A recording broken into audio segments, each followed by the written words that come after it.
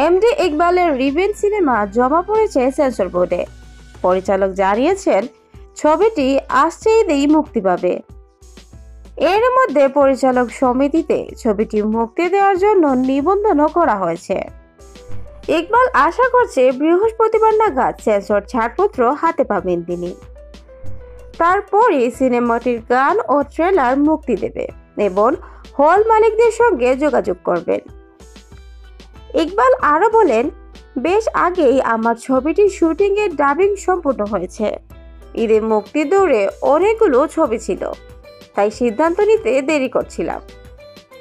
এখন শুনলাম জঙ্গলি, এশা মার্ডার, কবি সহ বড় কয়েকটি ছবি মুক্তি পাবে না, তাই সিদ্ধান্ত নিলাম ছবিটি এই ঈদেই মুক্তি দেব।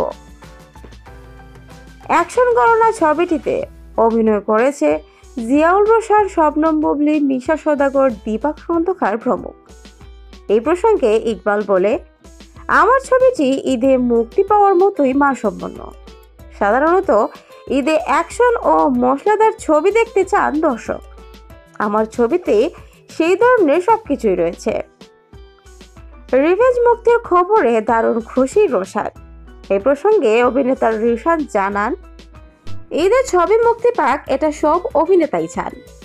আমারও ইচ্ছে ছিল ছবিটি ঈদেই মুক্তি পাক। ইকবাল ভাইয়ের সঙ্গে এই নিয়ে আলোচনাও হয়েছে। ভাই বলেছিলেন অপেক্ষা করতে। গতকাল জানতে পারলাম ছবিটি সেন্সরে জমা পড়েছে, ঈদে মুক্তি পাবে। বুবলির সঙ্গে গত ঈদেও আমার ছবি মুক্তি পেয়েছিল। আমাদের জুটিটা দর্শকরা বেশ পছন্দ করেছে। আগের ছবিটি রোমান্টিক হলেও এটি কিন্তু মারপিটের ছবি।